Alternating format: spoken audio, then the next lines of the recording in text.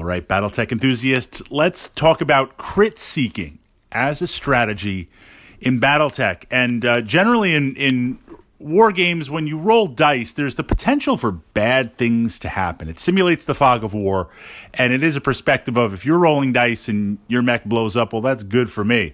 If I'm rolling dice and something blows up, that's bad luck for me. So I do understand it depends on what side of the table you're sitting on. And certainly in every war game that utilizes dice, card war games like Wings of Glory, World War I, World War II, completely different strategy. Massive shift in strategy. But you want to try and control the random as best you can. You want to try and minimize your dice rolls as best you can in wargaming, unless it's shooting, then you want to have the maximum amount. And likewise, you want to encourage the greatest amount of dice rolls for your opponent. So there's that moment in Battletech, there's this tension, and this is one of the things for me that brings me back to this game so much over other war games. And certainly I love Chain of Command, I love Warhammer 40,000, I love X-Wing miniatures, I love Judge Dredd miniatures, I love Dark Souls. There's a lot of other great games out there.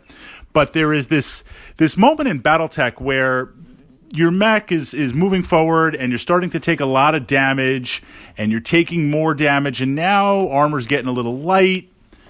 Should I stick around? Should I start backpedaling? What should I do? And then it goes to internals.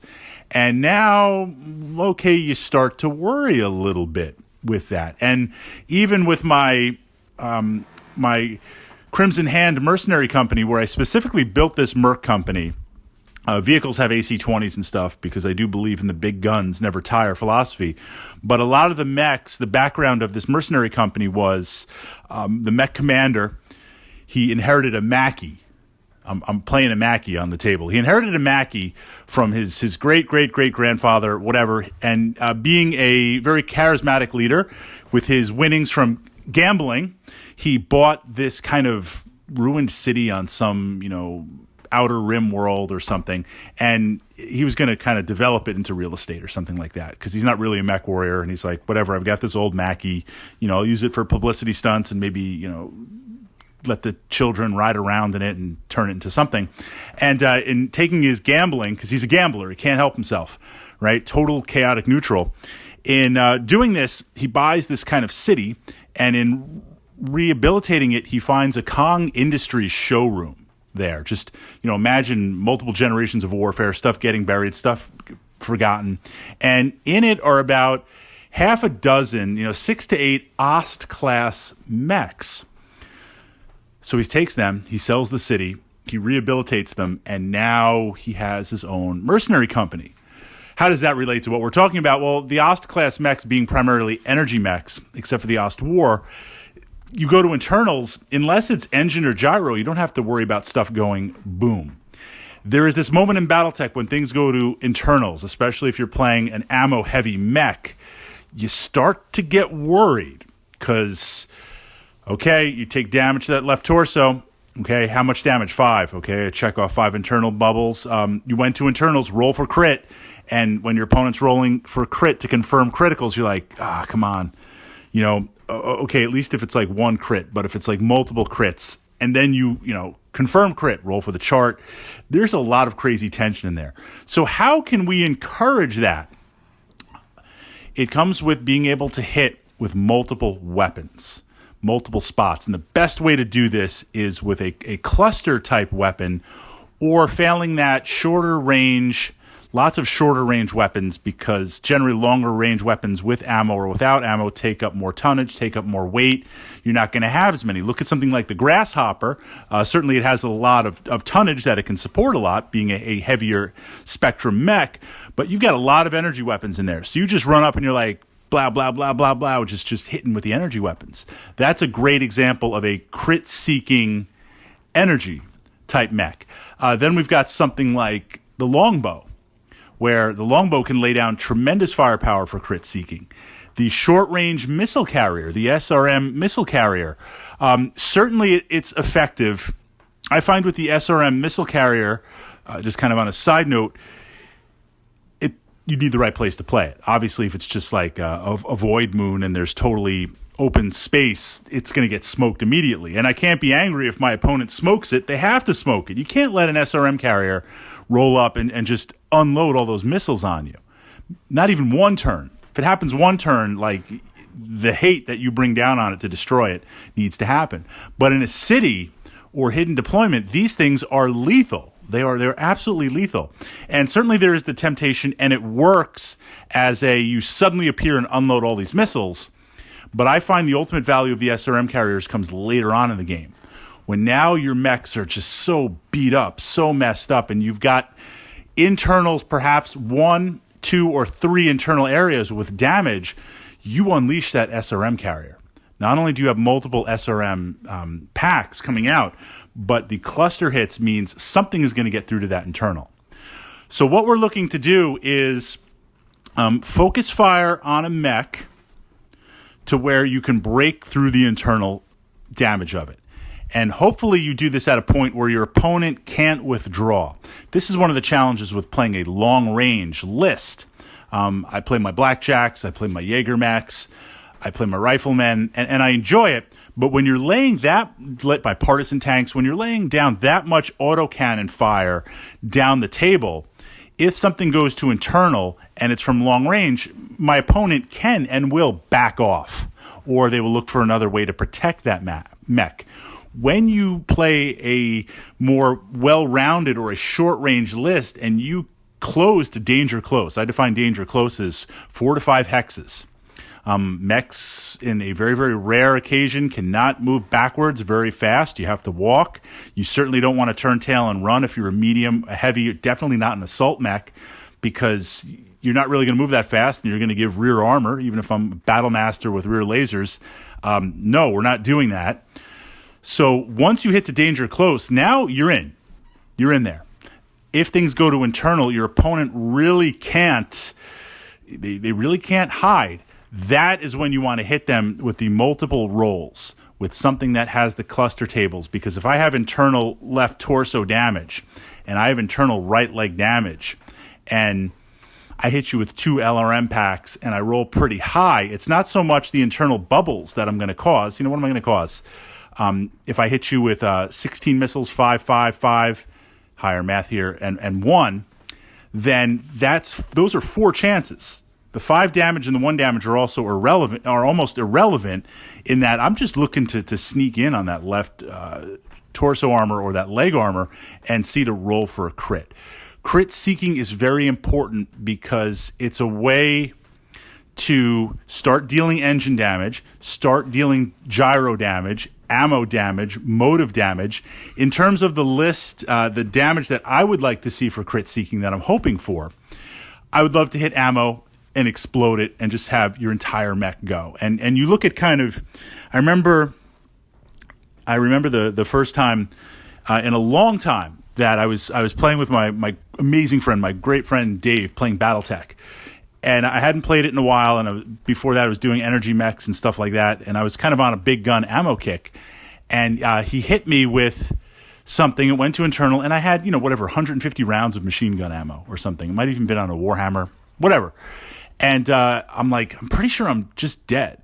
I'm pretty sure just everything goes boom. And we looked up the rules, and when you to confirm, and when you see the rules, like, this is why dudes are jettisoning ammo. This is why for clans, case is amazing. This is why in the clan invasion period, as the tech comes online, you now see certain mechs like the Jaeger mech and the rifleman, when you start introducing case and hardened stuff where they don't go boom from ammo, it changes the entire scope of the mech. So my first and best choice would be if I can hit some ammo and blow it up.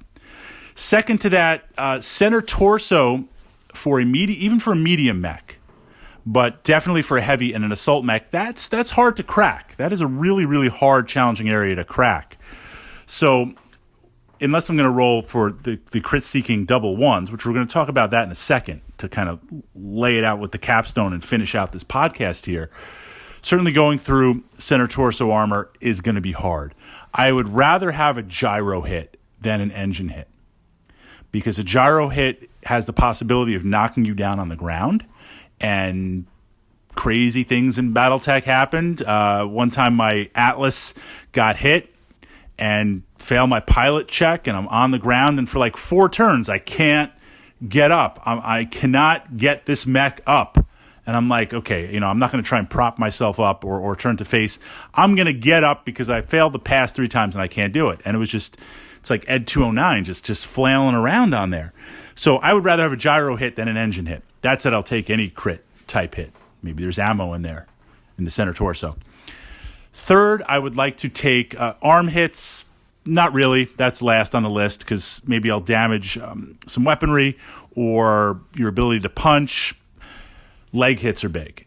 Leg hits where you're damaging movement, you're cutting down, running and jumping, stuff like that. That's big if you can hit some of that tech in there. So that's kind of where we're looking. The final piece, which there are certain things that happen very rarely in Battletech, and they seem to have more. Obviously, if I can get a headshot, we'll go on that. That's just a given.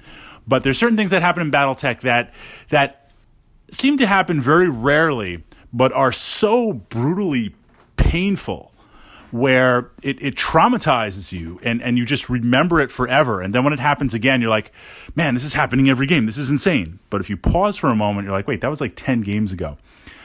Perfect example. We were playing clans, Jade Falcon. I'm running Jade Falcon versus Dave's House Davian.